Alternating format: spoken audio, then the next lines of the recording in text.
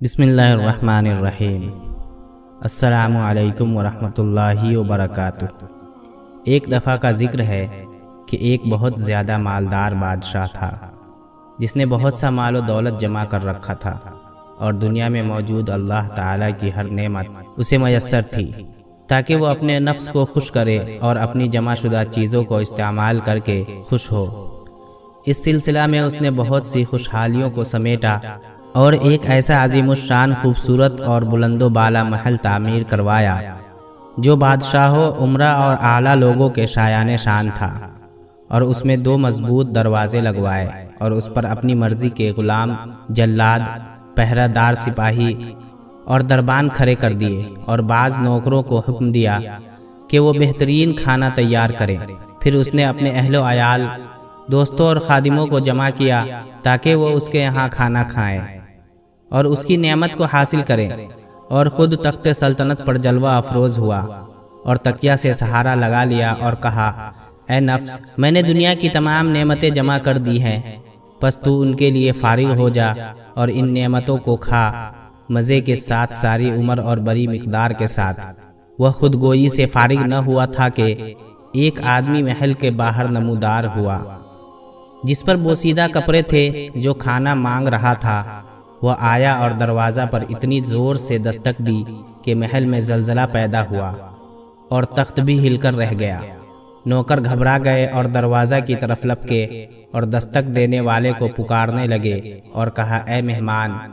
یہ کیسی حرص اور بدتمیزی ہے، ذرا صبر کر یہاں تک کہ ہم کھا لیں اور بچا ہوا تجھے دے دے۔ اس آنے والے نے کہا، اپنے مالک سے کہو کہ میرے پاس آئے، مجھے اس سے ایک بہت ضروری کام ہے۔ نوکروں نے کہا، اے مہمان، تو بتا تو صحیح تو کون ہے تاکہ ہم اپنے مالک کو تجھ سے ملاقات کا کہیں۔ تو اس نے کہا، تم اتنا تعارف کروا دو جتنا میں نے تم سے ذکر کیا ہے۔ جب نوکروں نے بادشاہ کو اس کا تعارف کروایا تو بادشاہ نے کہا، تم نے اس کو بھگا کیوں نہیں دیا اور اس کو سزا کیوں نہیں دی اور اس کو ڈانٹا کیوں نہیں؟ پھر اس آنے والے نے پہلے سے زیادہ شدت کے ساتھ دروازہ پر دستک دی تو وہ سب لاٹھیاں اور ہتھیار اٹھا کر اس کی طرف لپکے تاکہ اس سے لڑائی کریں۔ تو وہ زوردار آواز میں گرجا، اپنی اپنی جگہ ٹھہرے رہو، میں ملک الموت، موت کا فرشتہ ہوں۔ یہ سن کر ان کے دل مرعوب ہو گئے، ان کی عقلیں دہشت زدہ ہو گئی، ان کے اعضاء کانپنے لگے اور ان کے اجسام بے حس و حرکت ہو گئے۔ بادشاہ نے کہا،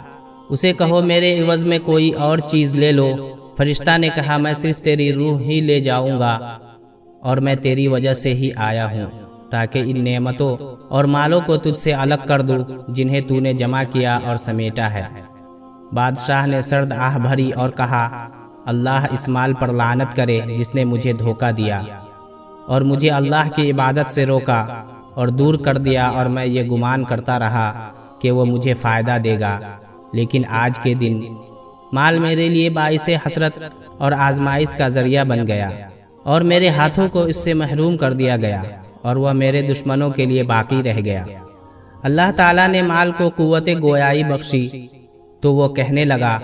تو مجھے کیوں ملامت کرتا ہے؟ اپنے آپ کو ملامت کر، کیونکہ اللہ تعالیٰ نے ہم دونوں کو مٹی سے پیدا کیا اور مجھے تیرے حوالے کر دیا تاکہ تو میرے ذریعے اپنی آخرت کو سنوارنے کی فکر کرے اور مجھے فقراء پر صدقہ کرے اور کمزوروں پر زکوٰۃ کرے اور میرے ذریعے مساجد، پل اور سڑکیں تعمیر کروائے تاکہ میں آخرت میں تیرے لیے مددگار بن جاؤں۔ لیکن تو نے مجھے سمیٹا اور جمع کیا اور اپنی خواہش کے مطابق خرچ کیا اور میرے حق کا شکر ادا نہ کیا بلکہ ناشکری کی، اور اب تو نے مجھے اپنے دشمنوں کے لیے چھوڑ دیا، اور اب تو اپنی حسرت اور آزمائش میں گھرا ہوا ہے تو مجھے کس جرم میں لعن طعن کرتا ہے؟ پھر موت کے فرشتہ نے بادشاہ کو کھانے سے پہلے ہی اس کی روح قبض کر کے موت کی نیند سلا دیا اور وہ تخت سے مردہ حالت میں گر گیا۔ قبر کی طرف تقوی کا سامان لے کر چل، کیونکہ وہاں کی قید بہت طویل ہے، اور یقیناً جب تو اچھی اچھی امیدوں کے ساتھ صبح کرتا ہے تو تجھے معلوم نہیں ہوتا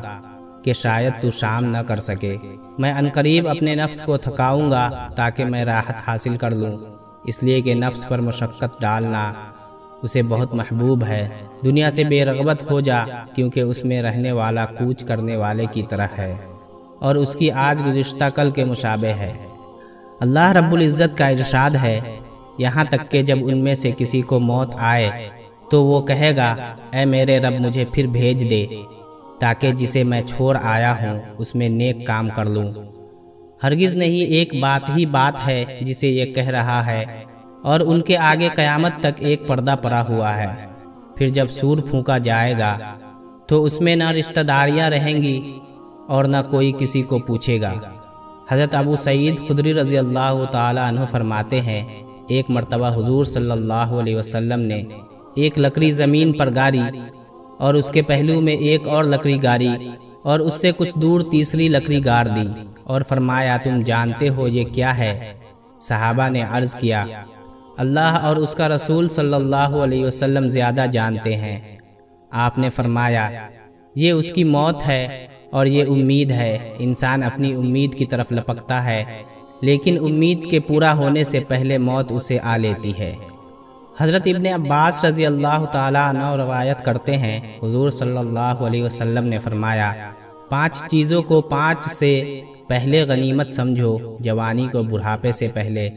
صحت کو بیماری سے پہلے، فقر کو غنا سے پہلے، فراغت کو مصروفیت سے پہلے، اور زندگی کو موت سے پہلے۔ اللہ رب العزت کا ارشاد ہے، اے ایمان والو،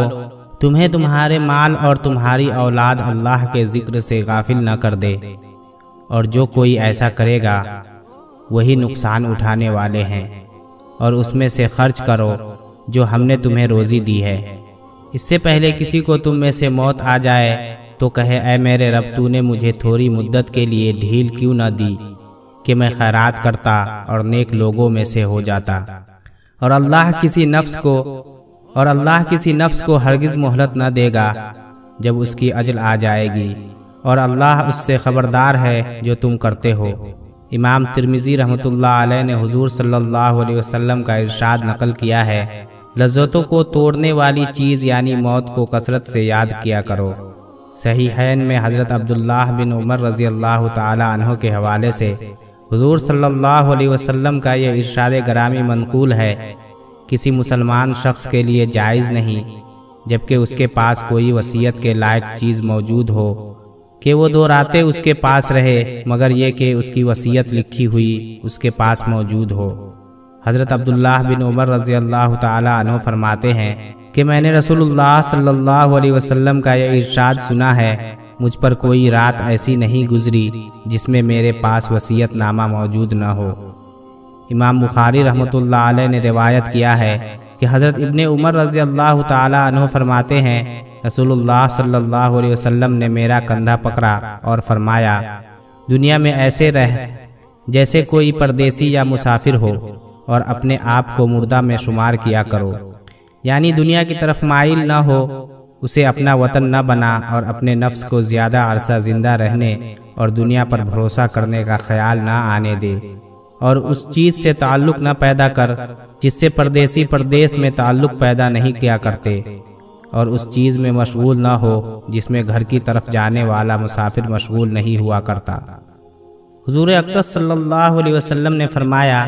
2 چیزیں ایسی ہیں جنہیں ابن آدم برا سمجھتا ہے، وہ موت کو ناپسند کرتا ہے، حالانکہ موت مومن کے لیے فتنہ سے بہتر ہے۔ وہ قلت مال کو ناپسند کرتا ہے، حالانکہ مال کی کمی حساب کو آسان کرنے والی ہے۔ عزیز دوستو، امید کرتا ہوں